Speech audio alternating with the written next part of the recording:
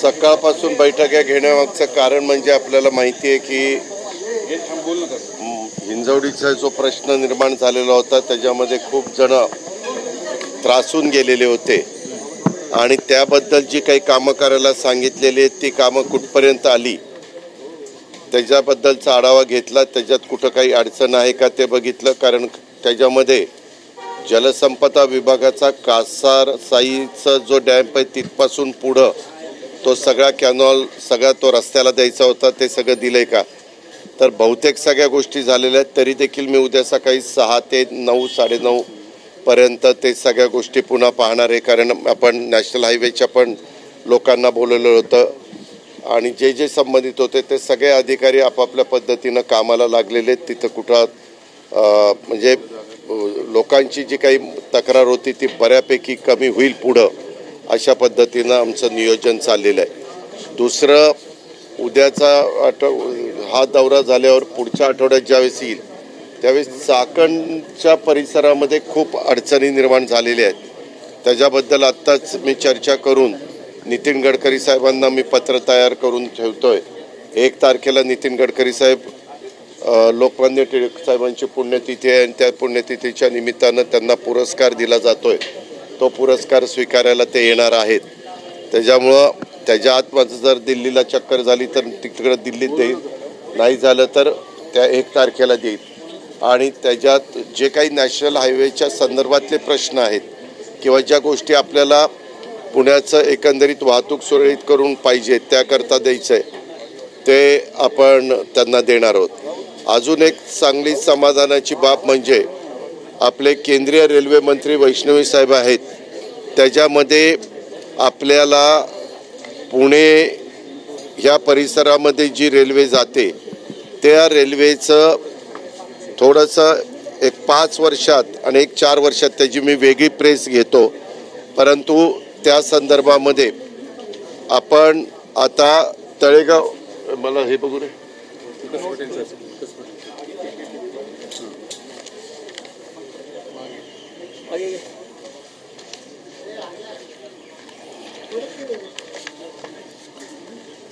त्याच्यामध्ये काही स्टेशन्स होत आहेत आणि ती रेल्वे साधारण तळेगाव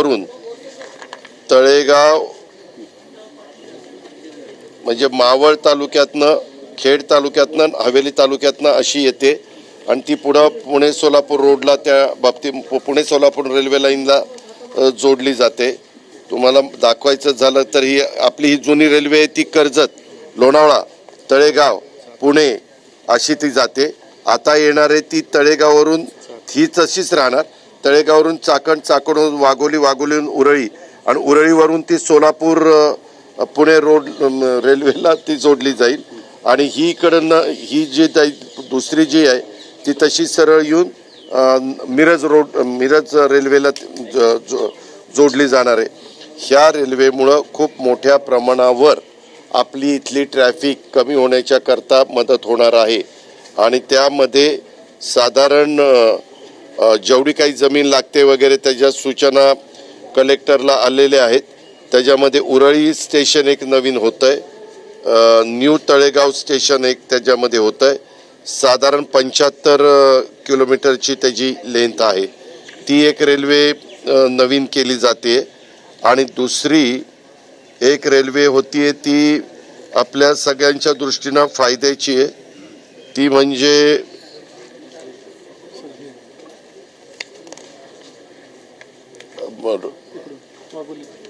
हे आपल्या इथं साधारण वाघोली ह्याच्यावरून जात असताना वाघोली, वडबुद्रुक आणि अशी करत पुढं ती शिक्रापूरवरून अहिल्यानगरला ती तिकडं जाणार.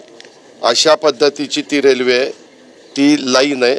त्याच्यामध्ये स्टेशन पण सांगितलं तर साधारण 8 स्टेशन येत आहेत आणि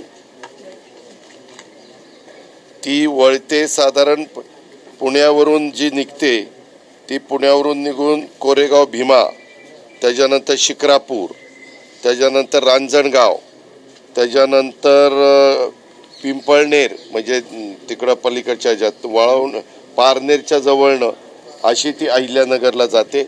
ही आपल्या सगळ्यांच्या दृष्टीनं railway Jategaon, Ranjangaon MIDC, Supe MIDC, Chas आणि अहमदनगर ही रेल्वे इतकी सोयीची होणार आहे, कारण त्याच्यामध्ये बहुतेक MIDC कव्हर झालेले आहेत आणि ह्या 2-3 रेल्वे लाईनमुळं आपल्या इथं ट्रॅफिकचा प्रश्न बऱ्यापैकी निकाली निघायला मदत होणार आहे. तो आपल्या पुणेकरांच्या दृष्टीनं, पुणे जिल्ह्याच्या दृष्टीनं, अहिल्यानगर जिल्ह्याच्या दृष्टीनं अतिशय महत्त्वाचा निर्णय होऊ पाहतोय आणि त्याच्याबद्दलचे सगळे डिटेल्स आलेले आहेत आणि लवकरच जमीन ॲक्विजिशन आणि बाकीच्या सगळ्या गोष्टीला त्या बाबतीमध्ये सुरुवात होणार आहे. आणि त्याच्यामध्ये रेल्वे स्टेशन पण उरळी मेगा कोचिंग, ते तर खूप मोठं एक उरळी मेगा कोचिंग टर्मिनल हे 100 हेक्टरमध्ये उरळी कांचनला तिथं तेवढी लँड ॲक्वायर करावं लागणार आहे. 100 हेक्टर म्हणजे 250 एकर. तर तशा पद्धतीनं तो पण प्रस्ताव आला. अशी ministry of railway, central railway यांनी ह्याबद्दलची मीटिंग केली आणि तशा पद्धतीच्या सूचना केलेल्या आहेत. आमच्या जिल्हाधिकारी त्या कामाला लागलेले आहेत आणि जमिनीचे रेट जो काही असतो तो शेतकऱ्यांना व्यवस्थितपणे देण्याचं काम होईल. साधारण पहिला प्रोजेक्ट जो मी तुम्हाला सांगितलं तो 4 वर्षामध्ये करायचा आहे, दुसरा 5 वर्षामध्ये करायचा आहे, अशा प्रकारचं नियोजन आहे.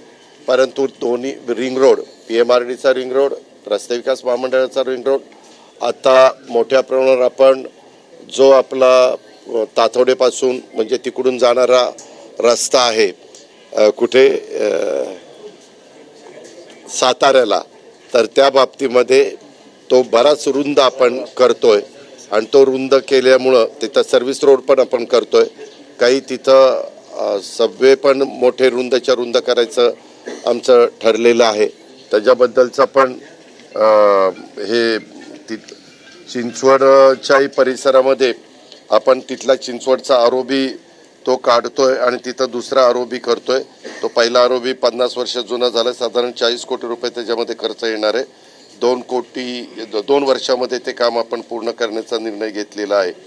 त्याचबरोबर बेंगलोर हायवे जो आहे, मुकाई चौक ते मुळा नदी त्यांची हद्द, नंतर वाकड दोन्ही बाजूला 24 मीटरचे सिमेंट कॉन्क्रीटचे रोड आपण करतोय. जवळपास 600 कोटी रुपयाचं काम आहे. पावसाळ्यानंतर ते आपण सुरू करतोय, जेणेकरून ही मधली जी लाईन आहे बेंगलोर हायवे ती मुकाई चौक इथली ट्रॅफिक कमी करण्याच्या दृष्टिकोनातनं अशा पद्धतीनं आपण तो निर्णय घेतलेला आहे. आज आमच्या पिंपरी चिंचवड परिसरातल्या काही गुणवंत विद्यार्थ्यांचा पण ज्यांनी 90% जास्त मार्क्स मिळवलेले आहेत त्यांना प्रत्येकी 1 लाख रुपये देऊन 5 विद्यार्थ्यांचा सत्कार आपण आता इथं केला. पिंपरी चिंचवड शाळेतील मूलभूत सुविधांचा आढावा देखील आपण त्या बाबतीमध्ये घेतला आणि पिंपरी चिंचवडमध्ये गेल्या वर्षीच्या तुलनेने 6% तिथल्या शाळांच्या मध्ये वाढ झाली.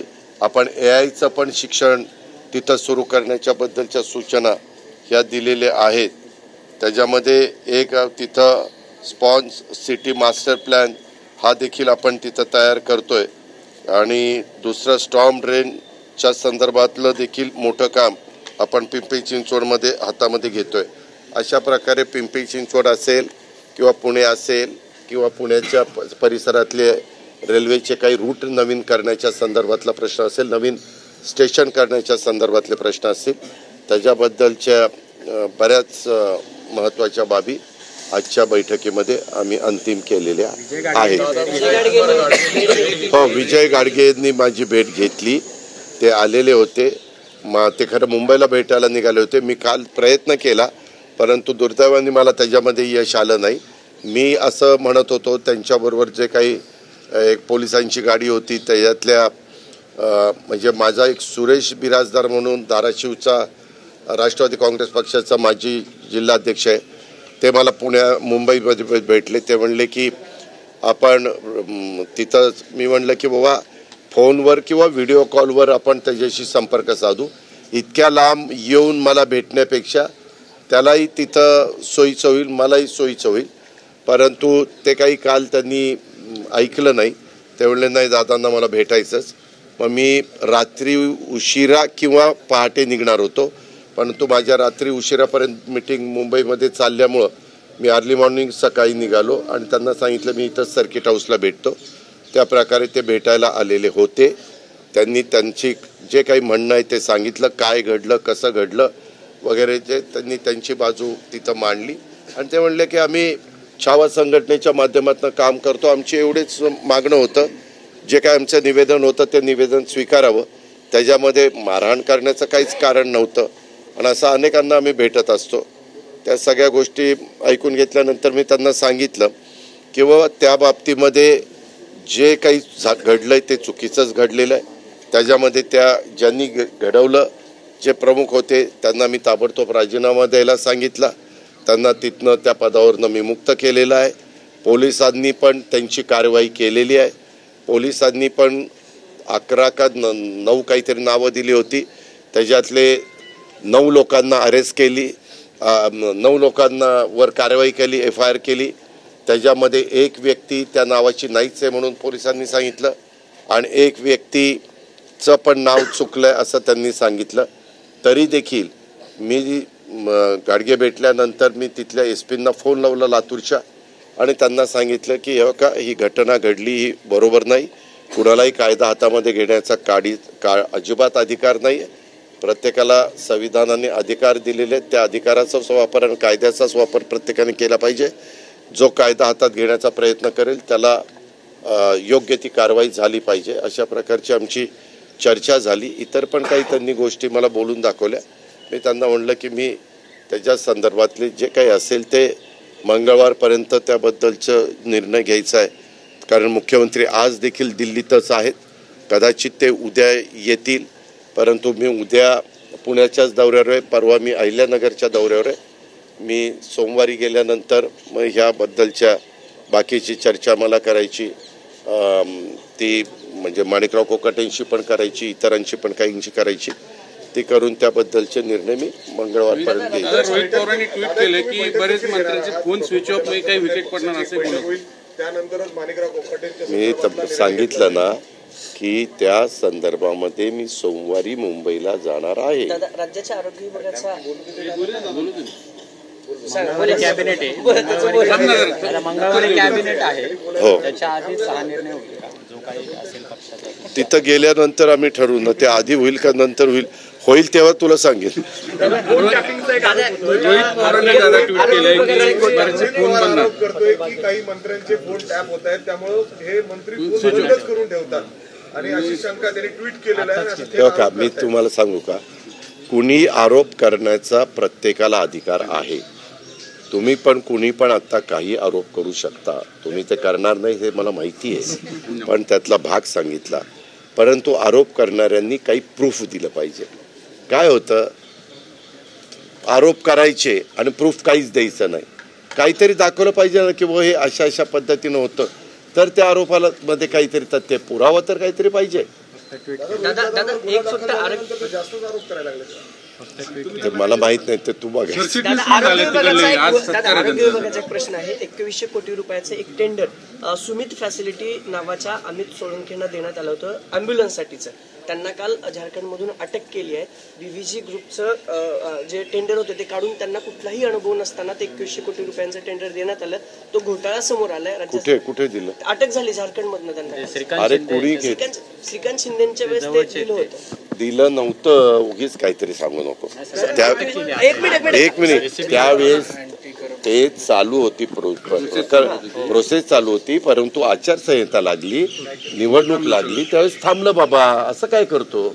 आता देवेंद्र फडणवीस मुख्यमंत्री झालेले, आता माझ्या माहितीप्रमाणे ती मॅटर कोर्टामध्ये पण गेलेली होती. कोर्टाने पण त्याच्याबद्दलचे काही त्यांचं मत आहे ते त्याच्यामध्ये सांगितलेलं आहे. आता तुम्ही आत्ता वेगळी माहिती देता. उद्या शनिवार आहे, रविवार आहे, परवा, पण सोमवारी गेल्यानंतर मी त्याच्याबद्दलची माहिती घेईन. पण एक आहे, तुम्ही म्हणताय त्या व्यक्तीचं कदाचित टेंडर अजूनही तिथं आहे, पण मी क्लिअर माहिती घेतल्याशिवाय बोलणं उचित दिसणार नाही. मी माहिती घेऊन सांगेन. आता सध्या पक्षातनं मुक्त केलेलं आहे. पक्षातनं नाही, सॉरी, पदावरून मुक्त केलेलं आहे, पक्षात आहेत. परंतु ते पण मला अजून भेटलेले नाहीत. पण मी त्यांना भेटल्यानंतर मी काय ट्विट केलं पत्रकार मित्रांनो, तुम्ही ते सगळं पाहिलेलं आहे. आणि त्याच्यामुळं आम्ही ज्या भूमिकेतनं चाललेलो आहे शिवशाहू फुले आंबेडकरांची विचारधारेतनं, त्याच्यामध्ये हे कुठंही बसत नाही, नियमात बसत नाही, संविधानात बसत नाही, कायद्यात बसत नाही. कुणीही हातामध्ये कायदा घेण्याचं कारण नाही. दुसरं ऐका दुसरं मधल्या काळामध्ये मला मुंबईच्या पत्रकार मित्रांनी विचारलेलं होतं, तुमच्यातल्या एका आमदाराच्या भावावर काही त्यांनी फायरिंग केलं म्हणून. त्याच्यानंतरची सगळी वस्तुस्थिती मी माहिती घेतली. 4 लोक होते, त्याच्यामध्ये मांडेकर आडनावाची पण व्यक्ती होती, पण तो त्याचा सक्का भाऊ नाहीये. सक्का भाऊ, अरे सक्का भाऊ नाही म्हणून सांगतो ना, भावकी आहे. त्यांनी काय सांगितलं, माझे 4 भाऊ आहेत असं ते काल म्हणाले. आणि त्यातले काही देव असू शकतो, काही चोर. एक मिनिट, नाही त्याच्यामध्ये नाही रे बाबा, मला जी माहिती मिळाली ते चुलत भाऊ आहे.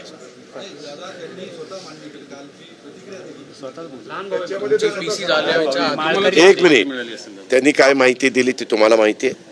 मला माहिती जी मिळाली ते त्यांचं चुलत भाऊ आहेत. मी पोलिसांना सांगितलं, कुणाचा चुलत भाऊ असू द्या, सक्का भाऊ असू द्या किंवा कुणी असू द्या, कारवाई झाली पाहिजे. सर्वांना त्याच्यामध्ये अटक करण्यात आलेली आहे. 3 का 4 दिवसाचा रिमांड त्यामध्ये मिळालेला आहे. वेपन कसं वापरलं, त्याला अधिकार आहे का काय, त्या सगळ्या गोष्टी बारकाईनं बघायला सांगितलेल्या आहेत. मध्ये लगेचच तुम्ही बातमी काहींनी लावलेली होती की त्याच्यात एक महिला जखमी झाली. कुणीही महिला जखमी झालेली नाही आहे. पण फायरिंगचा आवाज आल्यानंतर एक महिला तिथं बेशुद्ध पडलेली होती, परंतु नंतर ती शुद्धीवर आली. ती धडधाकट आहे, तिथं काही तिला झालेलं नाही आहे. पण अशा प्रकारच्या घटना कुणाच्याच बाबतीमध्ये घडता कामा नये म्हणून SP गिल आणि ॲडिशनल SP बिरादार यांना सांगितलेलं आहे, तुम्ही कुठलाही राजकीय कुणाचा दबाव तिथं येणार नाही याची मला खात्री आहे. तुम्ही तुमचं काम करा आणि तुम्ही तुमची सक्त कारवाई करा आणि तशा पद्धतीनं जे कोणी दोषी असतील त्यांना जे काही कलम लावायची ती पण लावा. कुठं उशीर झाला, कुठल्या आमदार अडचणीत आले. एक मिनिट, उद्याच्याला तुमच्या चुलत भावानी कुठं गोळी झाडली तर तुझा काही संबंध आहे का? तुझा काही संबंध आहे का? हे का त्या व्यक्तीने कुठं काही चूक केली का? अनेकांचे अनेक नातेवाईक असतात. इथं आपण आता तुम्ही मला प्रश्न विचारतात, तुम्ही पण माझे लांबणं नातेवाईक ठरू शकतात. कारण अलीकडं सगळीकडे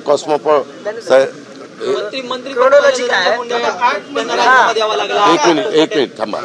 धनंजय मुंडेंच्या बाबतीमध्ये तुम्ही पेपरला वाचलं, त्यांच्यावर कृषी विभागाचे जे आरोप झाले त्याच्यामध्ये न्यायालयाने काय सांगितलं त्यांना त्याच्यामध्ये कुठंही क्लीन चिट दिली, कुठंही त्यांचा दोष नाही. परंतु जी काही बदनामी व्हायची ती तर झाली. तुम्ही तर सगळ्यांनी काय म्हणजे पेपरलाही बातम्या आल्या, प्रिंट मीडियामध्ये, इलेक्ट्रॉनिक मीडियामध्ये पण दाखवलं, सगळीकडे रकाने आले. आता अजून एक त्याच्या संदर्भातली गोष्ट आहे, त्याच्याबद्दल पण कारवाई पोलीस यंत्रणा त्यांच्या पद्धतीनं करते. ह्याच्यातनं तर त्यांचं क्लिअर आलं, पण क्लिअर येण्याच्या करता त्यांना जो त्रास सहन करावा लागला, त्यांना जो मनस्ताप झाला, त्यांच्या परिवाराला जो मनस्ताप झाला, तो पुन्हा भरून येऊ शकत नाही ना बाबांनो. अन्याय नाही. मी त्यांना एक मिनिट, कृषीच्या बाबतीमध्ये त्यांच्यावर जे आरोप झालेले आहेत ते मी म्हणत नाही, न्यायालयाने सांगितलं. आणि ज्यांनी ते आरोप केले त्यांना काहीतरी त्याच्यामध्ये दंड पण 1 लाख रुपये का काही दिलेला आहे. आपल्या इथं न्याय व्यवस्था ही सर्वोच्च व्यवस्था आहे. त्यांनी दिलेला तो निर्णय आहे. कृषी खातं देणार दादा परत? त्या संदर्भामध्ये अजून एका गोष्टीच्या संदर्भात माहिती आम्ही घेतोय. त्याचे पूर्णपणे मला वाटतं न्यायालयीन चौकशी चालू आहे. ती चौकशी झाल्यानंतर त्याबद्दलचे सगळं वस्तुस्थिती पुढं येईल. आणि वस्तुस्थिती पुढं आली आणि हे अशाच पद्धतीनं त्याच्यामध्ये त्यांचा दुरान्वयी संबंध नसेल तर आम्ही त्यांना पुन्हा संधी देऊ. दादा पुणे शहरात असा एकही दिवस जात नाहीये दादा की ज्या दिवशी गाड्यांची वाहनांची तोडफोड होते. म्हणजे एका सलग 20-20, 30-30 गाड्या. मी सकाळी आल्या सीपींना सांगितलं की सीपी, मी मागेही तुम्हाला म्हणालो की काही जण स्वतःची दहशत निर्माण करण्याकरता, गुंडगिरी निर्माण करण्याच्या करता, एक समाजामध्ये भीती निर्माण करण्याच्या करता येतात आणि गाड्या, मोटरसायकल, स्कूटर, काचा फोडतात, गाड्यांचं नुकसान करतात. हे बऱ्याचशा ठिकाणी कॅमेऱ्यामध्ये कैद होतोय. त्यांना तुम्ही त्या बाबतीमध्ये पकडा. एक अशा पद्धतीचा मेसेज जाऊ द्या की पुन्हा कोणी तशा पद्धतीनं धाडस पण करता कामा नये. हे मी सकाळी PMCच्या पण कमिशनरला, सीपींना सांगितलं, पुणे सीपींना पण सांगितलं. आता मला कळलं की चौबे पण आलेले आहेत. उद्या PCMCच्या परिसरामध्ये प्राधिकरणाच्या ऑफिसमध्ये 10 वाजता मीटिंग घेतलेली आहे. त्याच्यावर तिथं ते मला आले असतील तर निश्चित भेटतील. मी त्यांनाही सांगेन. मंत्र्यांचे विकेट खरंच पडणार आहे. सातत्याने बातम्या येत आहेत. कोणी म्हणते 4 राज्यात, कोणी म्हणते 8, कोणी 4. संजय राऊत 8. याबद्दल मला सांगता येणार नाही. मी एवढंच सांगेल की राज्याचे मुख्यमंत्र्यांचा तो अधिकार आहे. कुणाला मंत्रिमंडळात घ्यायचं, कुणाला मंत्रिमंडळातनं काढायचं, हा सर्वस्वी अधिकार त्या राज्याच्या प्रमुखांचा म्हणजे मुख्यमंत्र्यांचा असतो. त्याबद्दल देवेंद्र फडणवीस साहेब काय तो निर्णय घेतील. नाही, ते त्यांच्या कामाला गेलेत. नीती आयोग आणि बाकी काल एक कार्यक्रम होता तिकडं. मी त्याहीबद्दल काल सांगितलं. त्यांनी माझ्या माहितीप्रमाणे डायरेक्ट आम्ही त्यांना कॉन्ट्रॅक्ट दिलेलं नव्हतं. ते सब कॉन्ट्रॅक्टर होते. कॉन्ट्रॅक्टरची बिलं आम्ही देतोय. त्याच्यामध्ये एखाद्या तुम्ही प्रमुख कॉन्ट्रॅक्टर असेल आणि तुमच्या हाताखाली कोणी सब कॉन्ट्रॅक्ट म्हणून तुम्ही दिलेला असेल तर त्याचा राज्य सरकारचा दुरान्वय पण संबंध नसतो. कारण आमचं जे काय ॲग्रीमेंट झालेलं असतं त्या कॉन्ट्रॅक्टर बरोबर झालेलं असतं. परंतु सध्या विरोधक असा कुठला मुद्दा निघाला तर दचा मा करायचा, अशा पद्धतीनं त्यांचं राजकारण चाललेलं आहे. त्यामध्ये एक मिनिट, तो जरी सब कॉन्ट्रॅक्टर असला तरी प्रत्येकाचा जीव महत्त्वाचा आहे. मी ती घटना घडली, ती दुर्दैवी घटना आहे. ती अतिशय मनाला वेदना देणारी घटना आहे. पण त्यांनी कुठल्या मेजर कॉन्ट्रॅक्टरच्या हाताखाली तो काम करत होता आणि त्यांनी त्याचं का बिल दिलं नाही, त्याला कारणं पण वेगवेगळी असू शकतात. परंतु त्याची इत्थंभूत माहिती घेतल्याशिवाय आपण त्याबद्दलचं काही मत व्यक्त करणं हे उचित दिसणार नाही. पण मी काल ज्यावेळेस माझी चीफ सेक्रेटरी आणि बाकीच्यांच्याबरोबर एक मीटिंग झाली त्याच्यामध्ये आम्ही माहिती घेतली तर तो डायरेक्ट राज्य सरकारच्या कॉन्ट्रॅक्टशी संबंधित नव्हता. पुरंदर एअरपोर्टची मीटिंग झाली. नाही, माहिती घेऊन सांगतो. पुरंदर एअरपोर्टचं पॅकेज ठरलंय काय? पुरंदर एअरपोर्टचं पुरंदर विमानतळाच्या बद्दल मंत्रिमंडळाने ठरवलेलं आहे की तिथं ज्या शेतकऱ्यांच्या जमिनी जातात त्यांना विश्वासामध्ये घेऊन ते विमानतळ करायचं. कारण उद्याच्या 50-100 वर्षाचा विचार करता आपलं विमानतळ हे संरक्षण विभागाच्या अखत्यारीतलं विमानतळ आहे. आपण तिथं टर्मिनल म्हणजे चांगल्या पद्धतीनं केलं, 500 कोटी रुपये खर्च करून पंतप्रधानांनी. पण तरी देखील कधी 10 वाजेपर्यंत आज विमानं उडवायची नाहीत. उद्या आणखीन काही वेगवेगळ्या गोष्टी घडतात. कारण शेवटी ते संरक्षण विभागाच्या दृष्टीने महत्त्वाचं आहे.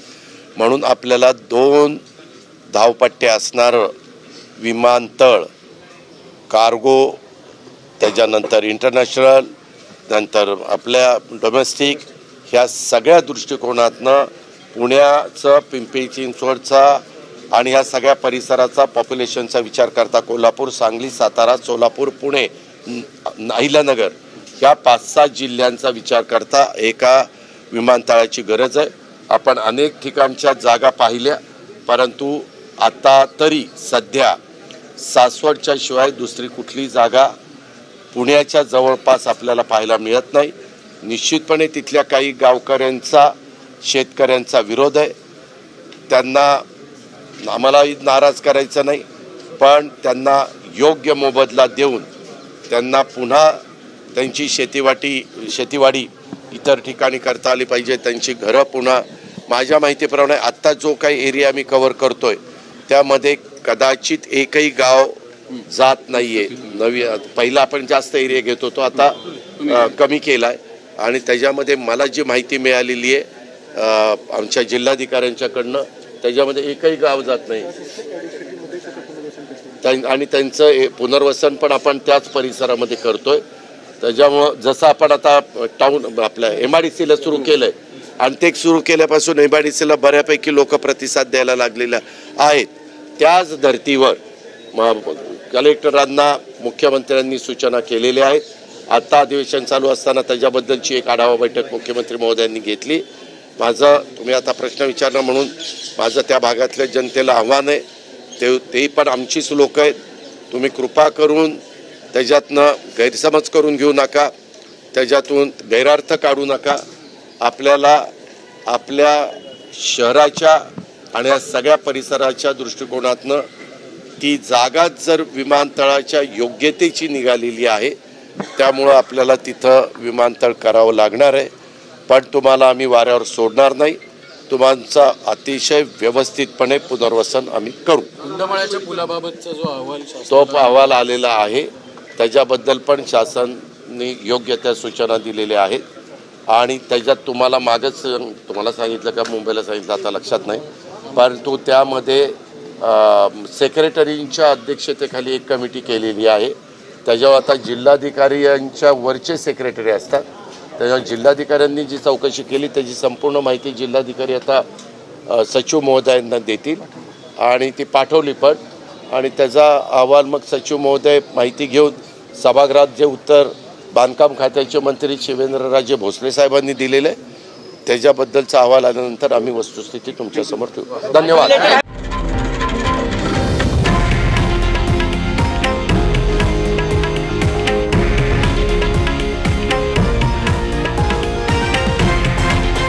हे आहे देशातील नंबर 1 न्यूज नेटवर्क आणि आपण पाहत आहात TV9 मराठी, एकमेव.